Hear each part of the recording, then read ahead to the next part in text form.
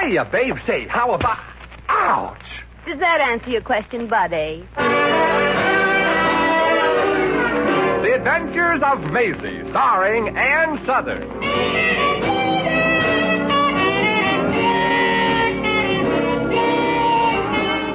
You all remember Metro-Goldwyn-Mayer's famous Maisie pictures. In just a moment, you'll hear Maisie in radio, starring the same glamorous star you all went to see and loved on the screen, Ann Sothern. But first, your announcement.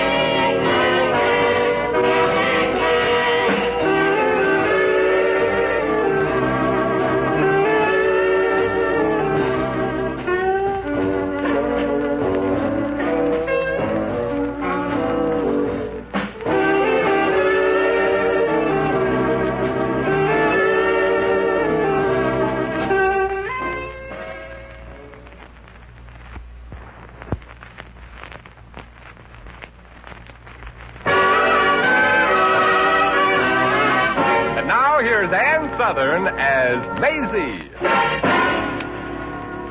Yep, I'm Maisie, like the fellow just said, Maisie Revere. Maybe I ain't so smart, but the way I figure, when a girl walks down the street, very few fellas say, wow, get a load of those brains. That's how I met my steady, Eddie Jordan. I was walking past the drugstore, and he whistled for a cab, but luckily I got there first. Me and Eddie, we've been going steady now for over a year, but we can't get married because he has an impediment in his back. He can't get off the bed early enough to keep a job. Right now, we're at the employment office of one of the biggest insurance companies in New York. I had to come along because I got to make sure that Eddie fills out the application blank right. If I left it entirely to him, he might tell the truth. Maisie, since you've answered all the other questions in this application form for me, what shall I fill in this space where they ask about my education? Oh, well, is it a wide space or a narrow space, Eddie? Wide. Oh, well, that means they want a man with a lot of education. How many colleges you go to, Eddie? None. Oh. Well, then put down graduate of Harvard, Notre Dame, and Massachusetts Institute of Technology. Graduate of Harvard, Notre Dame, and... How do you spell Massachusetts Institute of Technology? M-A, you better make that Yale. Look, Maisie, I know this is none of my business, but won't the employment manager sort of challenge this? Yeah, I guess so. Well, what'll I do with this application? Well, I'll ask the clerk at the employment window. Clerk? Oh, clerk? Whom are you addressing, miss? You, clerk. I mean Clark. Please take this application into the personnel manager. Whom should take it in? You, and hurry, son. He-'em and me-'em are in a bit of a hurry-'em. Very well. Peasant. Oh, but just think, Eddie. Could be you'll soon be a successful insurance salesman, earning enough money to make the payments on the engagement ring yourself. Uh-huh. That was quite a ring, too, as I recall. Uh-huh. And it was very practical of you, too. Getting one with room for a diamond. Well, Maisie, honey, you can't have everything. After all, that was a real expensive ring. The band is real green gold. I know. And if you look real close, you can see some of the gold showing through the green. Well, this is the beginning of a new life for both of us, Eddie. Here comes the personnel manager with your application in his hand. He looks very impressed. Gosh, if I'd have known that, I'd have worn a tie. I beg your pardon, sir. Are you Mr. Jordan? Yeah. I mean, yes, sir. Edward Vanderbilt Astor Morgan Jordan? The descendant of our best families, sir. All of them, I imagine. Social connections, you know, old chap. Helps with selling insurance. Helps tremendously, eh, what? Quite. This is my girl, my fiancée, sir. Yes. Millicent DePeister Revere. Revere? Mm-hmm. Any relation to Paul Revere? My father. Oh, that's nice. How is Paul these days, if I may ask? Still riding his horse in Boston? Oh, hardly. Pater uses his private train. Maisie, Paul Revere. Oh, hush, Edward. Leave us not mention my father's extreme wealth. You promised when you agreed to take a job here that you'd start at the bottom. Oh, perish the thought, Miss Revere. Why, with this man's qualifications, according to his application, he should be the president of the firm. Now, you see, Eddie, what I tell you? Tell you. Of course, Mr. Jordan, some of the things you say about yourself in this application are a wee bit difficult to believe. Yeah, I know how you feel. Oh, well, Edward is so modest about his background, sir. He absolutely refused to write down that he was once knighted on the battlefield as the bravest corporal in the army. Corporal? Mm-hmm. That's odd, Jordan. According to your application, you were a general in the last war. A major general. Oh, don't believe that I was a major general. Is that it? No, you're a bit too young. Oh, did I say he was a major general? That's so silly. Yes. He was a minor general. Nice try, Miss Revere. Oh, not good, huh? Not good. Then I don't get a job. On the contrary, you do. You mean it? I admire people with, shall we say, imagination. Oh, yeah, that sounds better than liar. When do I start, sir? Well, we've just opened a foreign branch and can use a man. Jordan, how soon can you leave for Paris? Paris? Like in Paris, France? Oh, but Eddie's engaged to me. He can't go to France. That's full of girls. French girls. Yes. Oh, you don't have to worry about me, honey. I can't talk French. Well, maybe not, but you can howl in 3 languages. Paris is out, Eddie.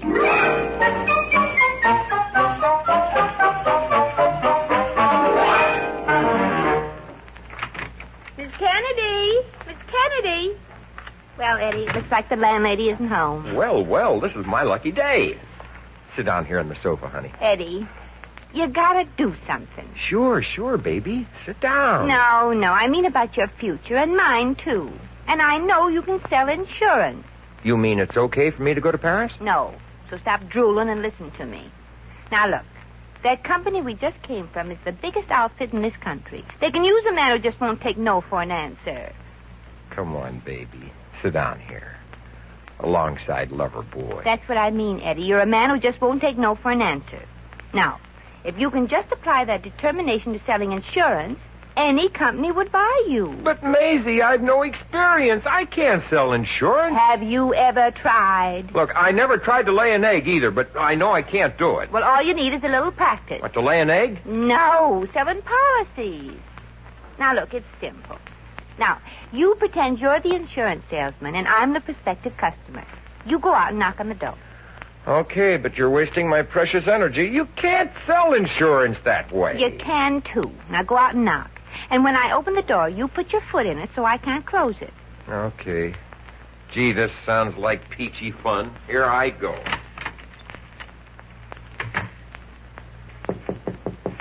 Well, just a second. I'm coming. You don't have to break the door down. Good afternoon, madam. I'm selling... Oh, my foot! Well, Eddie, you should have put your shoes back on first. Oh. Well, go ahead. Okay. Madam, you wouldn't want to buy no insurance today, would you? Insurance, sir? No, I don't think so. See? I told you can't sell that stuff. Eddie, you're not supposed to give up that easily. Now, look, I'll show you. I'll be the insurance salesman, and you're the prospective customer. You're puttering around the house, and I knock at the door. Okay, I'm puttering. Go ahead. Putter, putter, putter, putter, putter, putter, putter, putter, putter. Okay, Maisie, I'm puttering. Knock already.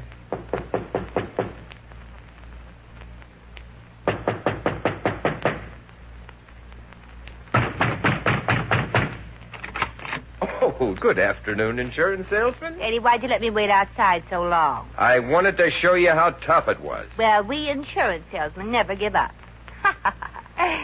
Well, good afternoon, sir. I represent the, You Should Live So Long insurance company. Well, an insurance salesman. Lucky me. Do come in, sir. I'll go into the kitchen and make some fudge. Oh, stop being silly. Sir, are you adequately protected? If you were to drop dead suddenly, could you afford to be buried? Oh, heavens, no. And I just couldn't lie around the house, dearie. When my wife's new boyfriend came to call, I'd feel sort of in the way. Aha! Now, you seem like a very reasonable man, sir. I'm very glad I happened to call. So am I, honey. I was getting lonesome. Come. Sit down beside me and talk me into something. Thank you. Now, sir... Sir? Yes, honey, you were saying... sir, there is no finer investment you could make than in a nice insurance policy. Move closer, honey. Oh. Who's selling who what? Oh, that's better. Are you comfy, salesman? Oh, well, please, honey. I mean, mister, I'm selling insurance. Well, that's all right. This is Be Kind to Insurance Salesman Week, honey. Now, you just rest your head on my shoulder. Oh, yes, sir. The customer's always right, sir. Oh, mister, I realize you're a young man. A very handsome young man. And you're a woman. A very, very woman. Mm-hmm. And if something were to happen unexpectedly, would you... Would I what, dear? Oh, well, what I mean is, now's the time to act. I think so, too, beautiful. This is a wonderful opportunity. I have a lot to offer. You ain't kidding, babe. And insurance is Is what, gorgeous? unimportant right now, so kiss me already.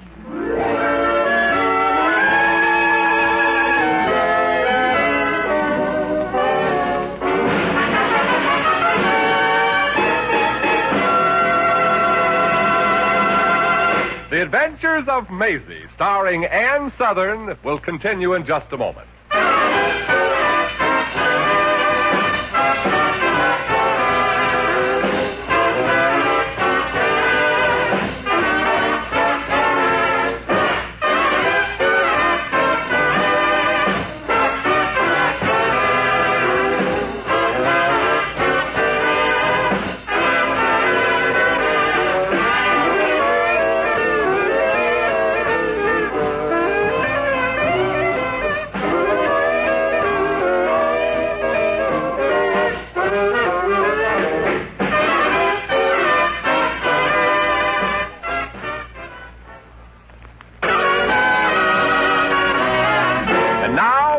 To Maisie.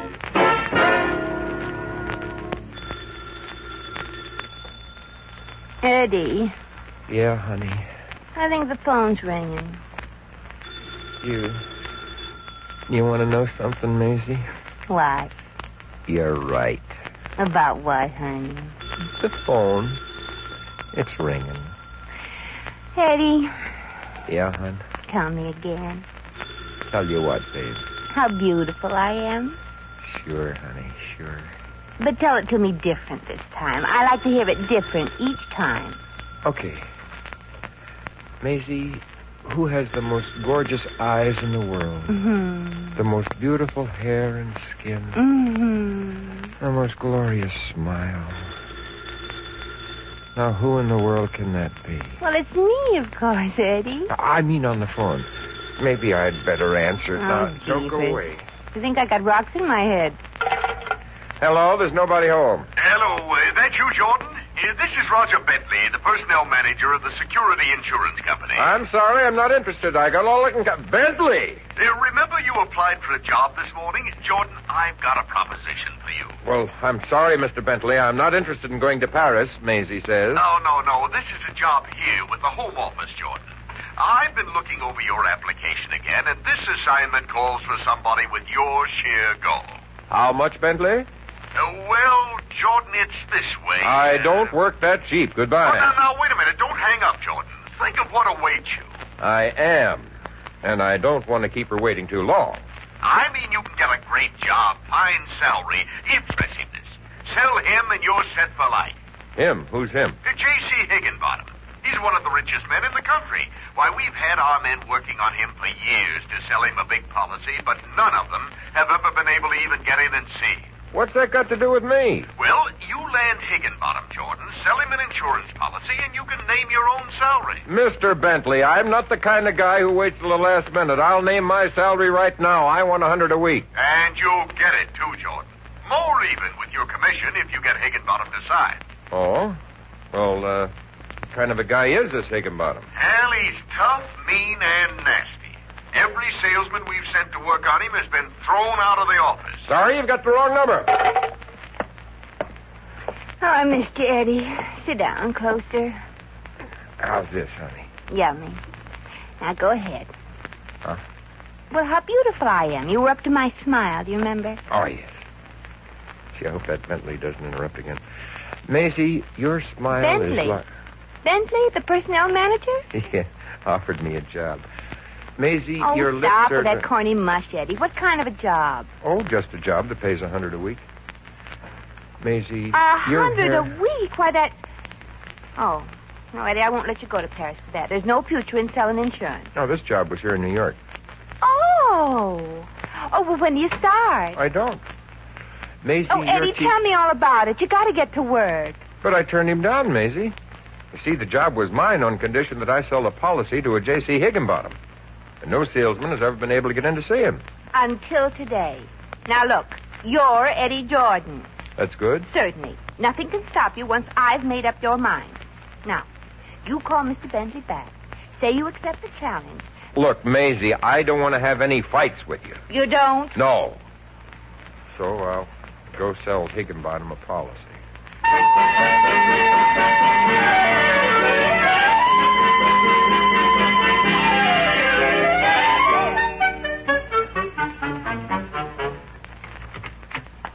Pardon me, Mr. Higginbottom. Jones, how many times have I told you not to interrupt me when I'm busy? I'm sorry, sir. Well, you should be. You just made me miss a 2-foot putt. How am I ever going to be in shape for my golf match tomorrow if you keep interrupting me with business?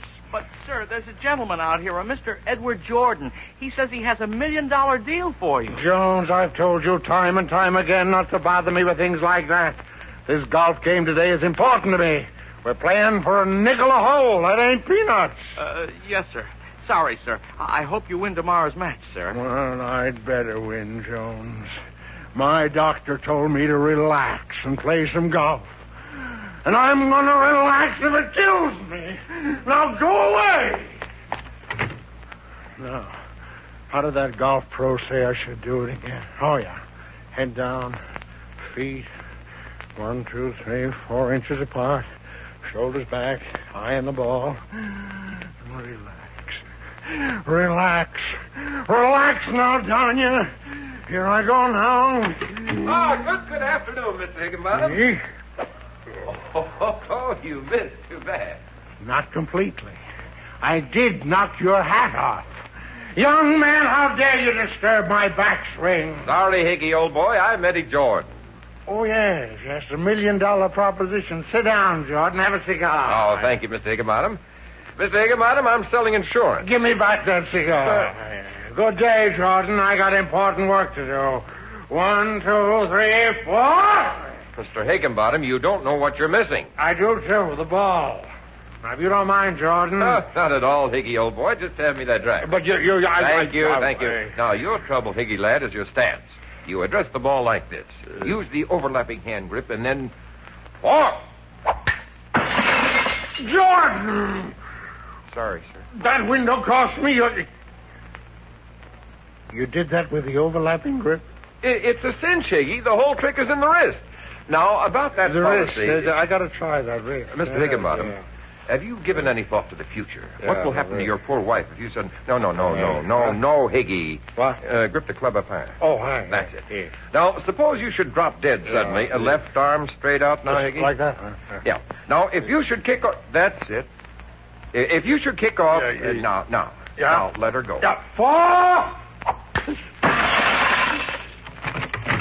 Anything wrong, sir? And I did it, Jones. I broke the window. Isn't that terrific? Right, J.C., but you should have gripped the club a little more firmly. Oh, I see what you mean. Jones, run down to the street and get my ball. And while you're down there, pick up my club, too. Huh? Yes, sir. Now, Mr. Higginbottom, I have here a policy where, for a very nominal premium, you can live like a king after you're dead. It's very interesting, Jordan. It's very interesting. I thought you'd think so, J.C. Why didn't any of my instructors ever tell me about the overlapping grip? Oh? Are you busy this afternoon, Jordan? I'd like to maybe take you out for a round of golf.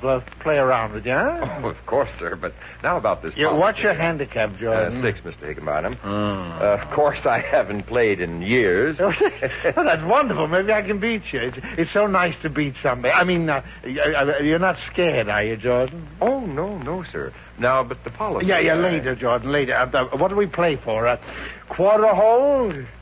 A quarter, sir? Oh, I forgot. You haven't played in a long time. Let's make it a nickel. Hmm?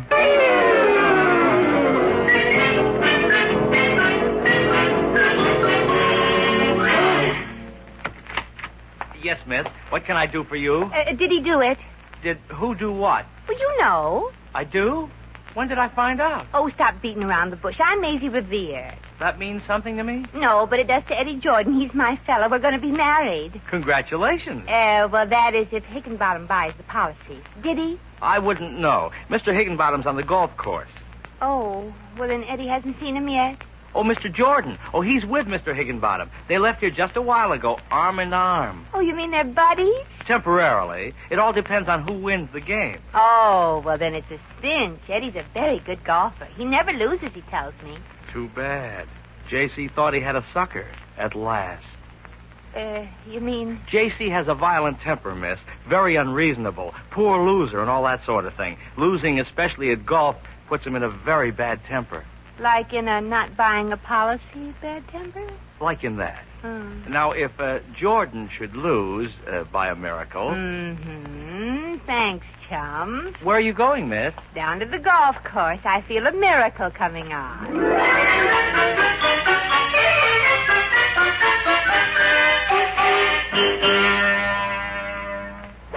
Darn.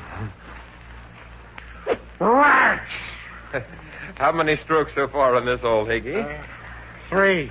Oh, it's 8, old man. It's 3. No, it's 8, chum. Remember, 3 darns, 4 rats, and 1... Ooh! And little me is just 2 above par going into the 12th hole. I thought I was out of practice. Funny how I haven't lost the knack, isn't it? Yeah, it's very funny. Maybe I should sell you a policy on golf instead of your life, J.C. You've broken 4 clubs to date. It'll be 5 if you don't shut up, Jordan. Now go ahead and tee off. Lucky. Oh, sure. Just watch me, J.C. Perfectly relaxed. Head down, legs apart. Here I go. 1, 2. What you doing? Hey, you missed. Hey, you missed. Maisie, what did you talk for? Do you want to spoil my game? Gladly. I'm glad to meet you, sir. You're Mr. Higginbottom, aren't you? And you're Miss Revere. Well, I'm glad to see you, miss. I'm almost as glad as I am to see Jordan, miss. Look, Maisie, we're playing for a nickel. And it isn't cricket to talk while I'm trying to concentrate. You might ruin his game, Miss Revere. Not that I can't use the slight edge. But if Eddie did happen to win, Mr. Higginbottom, that won't affect his chances of selling you a policy, will it? Hardly, Miss Revere. Hardly. That's what I thought. Well, Eddie, go ahead and hit the ball, if you can. Don't worry about me, Maisie. I know what I'm doing. And I know what I'm doing, too. Go ahead. Hit it. I dare you. Oh, you do you? Relax now, Jordan. Relax. That's the secret, you remember? Yes. Quiet, everybody. Here goes. 1, 2, 4. You're not very educated, Eddie. After 2 comes 3. Where's the ball? Look down, Jordan. Sorry, old chap. Maisie, you made me miss it. Me? Oh, if you can't play, Mr. Jordan, don't blame it on me. Oh, I'll show you. 1, 2. Does it always take you so long to hit the ball? Well, you're coming closer, Jordan. Eddie, why do you always miss the ball? Is that the way golf is supposed to be played? Well, that's not a very clear answer. Maisie, please try to be quiet, will you? Oh, I'm not bothering you, am I, Mr. Higginbottom? Oh, hardly, my dear. I'm enjoying every miss. I mean, every word. Quiet now, please. I'm trying to relax. Oh, well, all right. I haven't said anything. Oh. Here I go again. 1, 2. What kind of a club are you using, Eddie? My driver. Oh. Now, I go up to the ball. I take my stance. I thought you took your driver. Quiet. I take my stance. I move around like this. You have ants in your stance. Oh, shush, will you? Mr. Higginbottom, please make her keep quiet. Me? Yes. We haven't really met, and I never talk to strangers. Oh, that's what I like, a perfect gentleman. Well, go ahead, Eddie. You've had 5 chances and you've missed every time. Maybe the next time you'll be lucky. And stop shaking so much. You're supposed to relax. I'll relax, all right. Here I go. 1, 2. Button your shoe. 1, 2.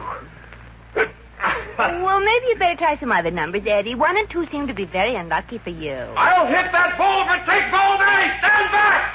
1, 2. 1, 2.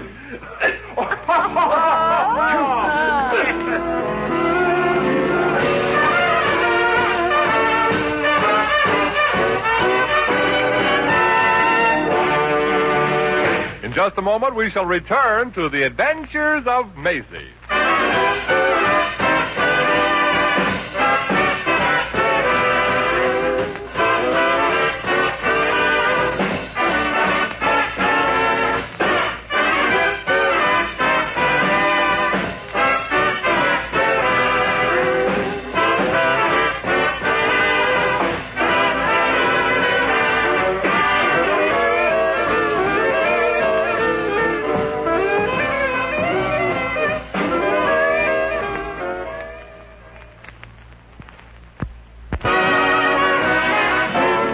Once again, here's Maisie.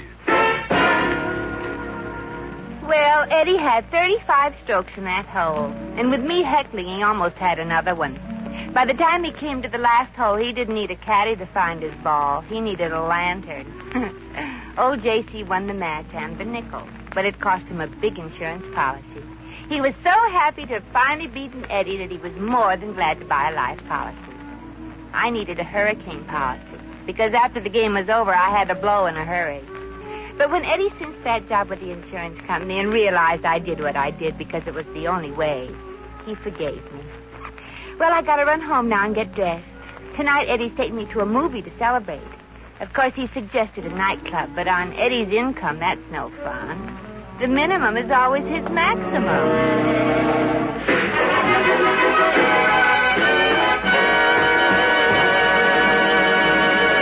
You have just heard The Adventures of Maisie, starring Ann Sothern. Maisie was written by Arthur Phillips. Original music was composed and conducted by Harry Zimmerman. Supporting cast included Hans Conreid, Pat McGeehan, Frank Nelson, Jerry Hausner, and Peter Leeds. Jack McCoy speaking.